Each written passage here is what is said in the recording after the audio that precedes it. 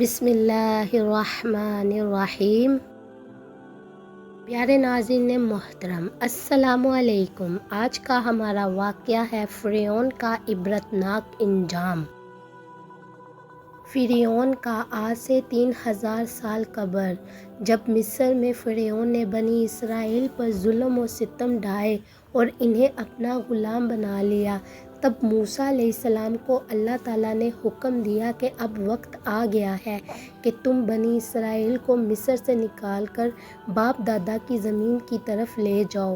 اللہ تعالیٰ کے حکم کے مطابق موسیٰ علیہ السلام اور ان کے بھائی ہارون علیہ السلام بنی اسرائیلیوں کو لے کر رات کے وقت روانہ ہوئے تو فرعون نے 10 لاکھ سواروں کے ساتھ ان کا تعاقب کیا اور حضرت موسیٰ علیہ السلام کے ہمراہیوں کی تعداد تقریباً 6,20,000 تھی۔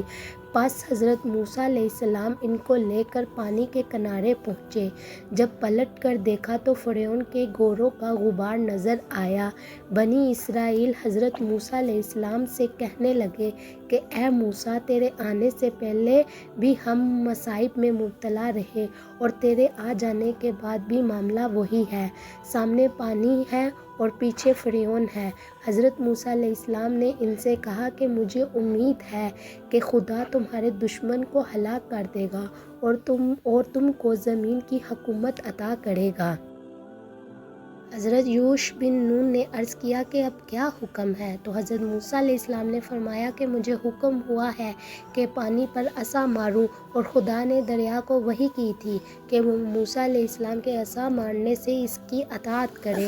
پس حضرت موسیٰ علیہ السلام نے جب پانی پر اپنا عصا مارا تو اس میں 12 رستے پیدا ہو گئے۔ اس میں بنی اسرائیل کے ہر قبیلے کے لیے الگ راستے تھے۔ پس وہ کہنے لگے کہ ابھی راستوں میں کچڑ ہے، ہم ایسے راستہ نہیں چل سکتے۔ پس خدا نے باد صبا کو بھیج کر راستے خشک کر دیے۔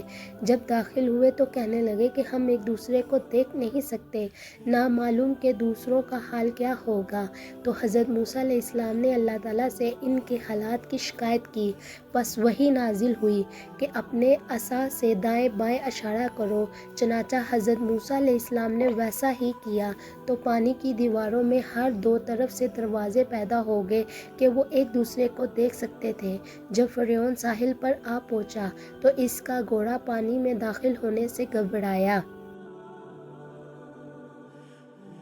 پس جبریل بصورت بشر ایک گھوڑی پر سوار ہو کر فرعون کے گھوڑے کے آگے ہو گئے اور پانی میں داخل ہوئے تو فرعون کا گھوڑا بھی پیچھے داخل ہو گیا۔ اس کے بعد فرعون کا لشکر بھی داخل ہونا شروع ہو گیا۔ جب بنی اسرائیل سب کے سب پار ہو گئے اور لشکر فرعون سب کا سب داخل آب ہو گیا تو بحکم خدا پانی آپس میں مل گیا اور لشکر فرعون غرق ہو گیا۔ جب فرعون غرق ہونے لگا تو عذاب الہی کے ڈر سے کہنے لگا کہ میں اسی ایک واحد حق پر ایمان لاتا ہوں، مگر اللہ تعالیٰ کی طرف سے جواب دیا گیا کہ اب ایمان لاتا ہے، حالانکہ تو پہلے نافرمانی کرتا رہا اور مفسد بنا رہا، تو آج ہم تیرے بدن کو دریا سے نکالیں گے مفسد، تاکہ تو پچھلوں کے لیے عبرت ہو، اور بہت سے لوگ ہماری نشانیوں سے بے خبر ہیں۔ فرعون کی لاش قرآن کی تعلیم سے ہی ثابت ہوئی، اور فرعون کی یہ لاش 1881 کو بحیرہ احمر سے ملی، جو کہ آج بھی مصر کے عجائب خانے میں محفوظ ہے۔ فرعون نے خدا ہونے کا دعویٰ کیا اور اللہ تعالیٰ نے اسے غرق کر کے اس کی لاش کو نشان عبرت بنا دیا۔